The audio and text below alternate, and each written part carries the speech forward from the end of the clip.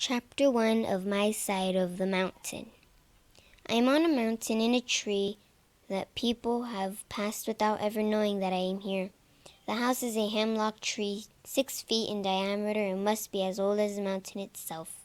I came upon it last summer and dug and buried it out until I made a snug cave. The tree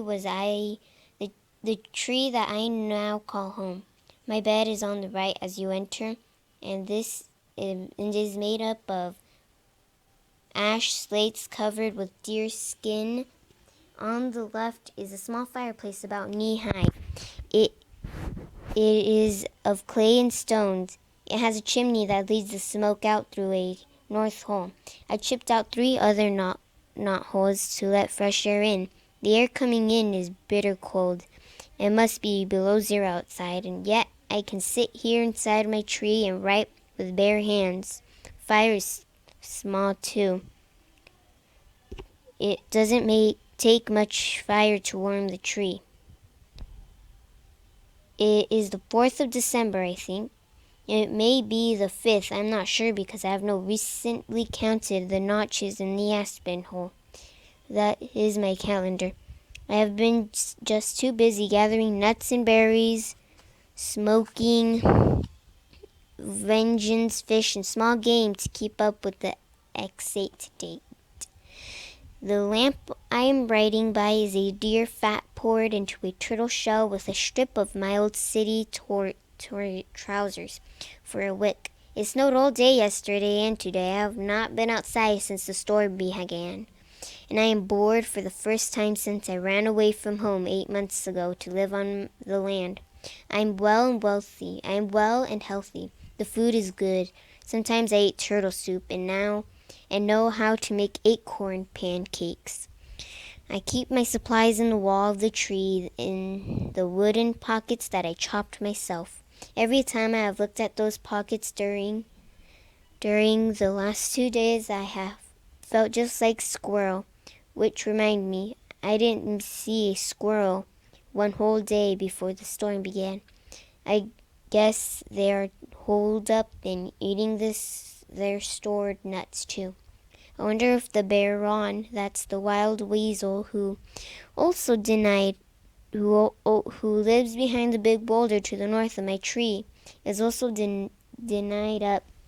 Well, anyway, I think the storm is when the wind really blows, the whole tree moans right down to the roots, which is where I am.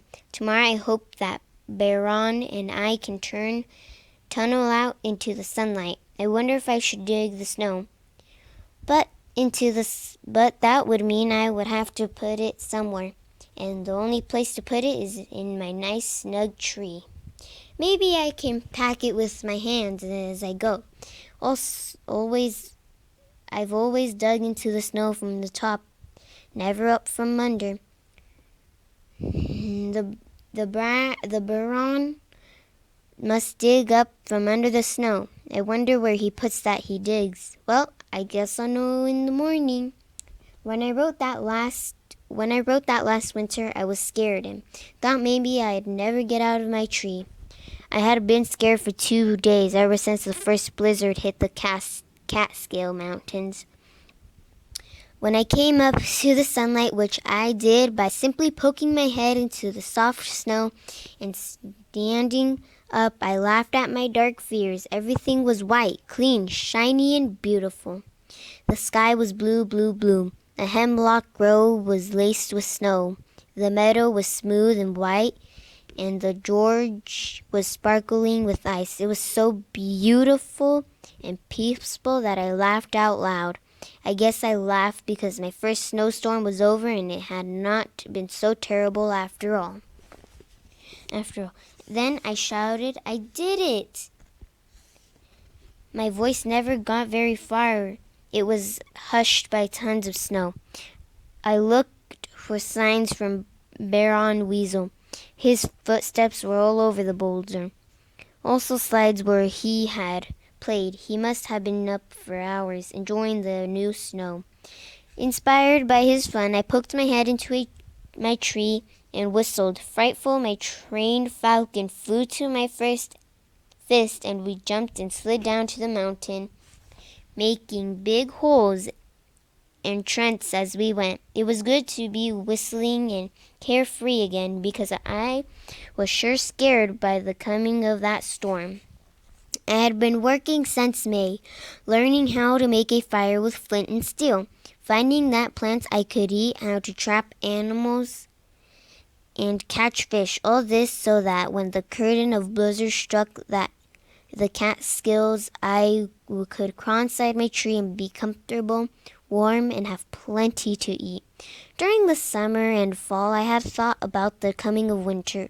However, on the 3rd day of December, when the sky blackened, the temperature dropped, and the first flakes swirled around me, I must admit that I wanted to run back to New York. Even the first night that I spent out in the woods when I couldn't get the fire started was not as frightening as a snowstorm that gathered behind the gorge and mushroomed up over my mountain. I was smoking 3 trout. It was 9 o'clock in the morning. I was busy keeping the flames low, so they occurred to me that it was awfully dark for the hour of the morning. Frightful was leashed to her tree stump. She seemed restless and pulled on her tethers. When I realized that the forest was dead quiet, even the woodpeckers that had been tapping around me all morning were silent. The squirrels were nowhere to be seen. The gincons and chickadees and nuthatches were gone. I looked to see what the bar-round weasel was doing. He was not around. I looked up. From my tree, you could see the gorge. Beyond the meadow, white water pours between the black wet boulders and cases into the valley below.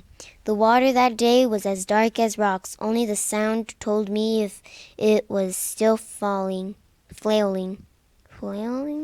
Above the darkness stood another darkness, the clouds of winter, black and fearsome.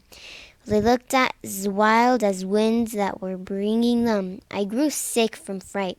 I knew I had enough food. I knew everything was going to be perfectly all right.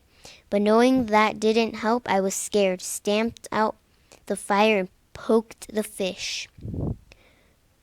I tried to whistle for Frightful, but couldn't purse my shaking lips tight enough to get out anything but psh. So I grabbed her by the hide straps that are attached to her legs, and we dove through the deerskin door into my room in the tree. I put Frightful on the bedpost and curled up in a ball on the bed. I thought about New York and the noise and the lights and how a snowstorm always seemed very friendly there.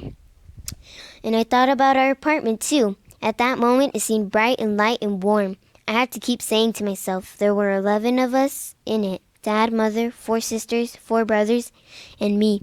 And not one of us liked it, except perhaps little Nina, who was too young to know. Dad didn't like it even a little bit. He had been a sailor once, but when I was born he gave up the sea and worked on the docks in New York. Dad didn't like the land. He liked the sea. Wet and big and endless. Sometimes he would tell me about great-grandfather Gribbly, who owned the land in Catskill Mountains and flee the trees and built a home and plowed the land only to discover that he wanted to be a sailor. The farm failed, and great-grandfather Gribbly went to sea.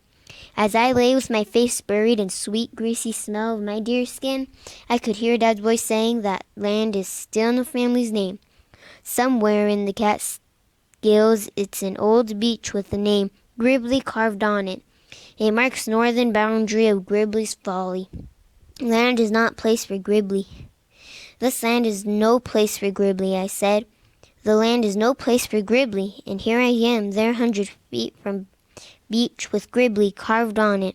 I fell asleep at that point. When I woke up, I was hungry and cracked some walnuts and got down the acorns flour I had pounded with a bit of ash to remove the bite, reached out the door for a little snow, and stirred up some acorn pancakes. I cooked them on top of a tin can, and as I ate, smothered with blueberry jam, I knew that the land was just the place for Gribbly. So that was the end of chapter 1 of My Side of the Mountain. Hope you guys liked it. Okay, here my next one. Bye.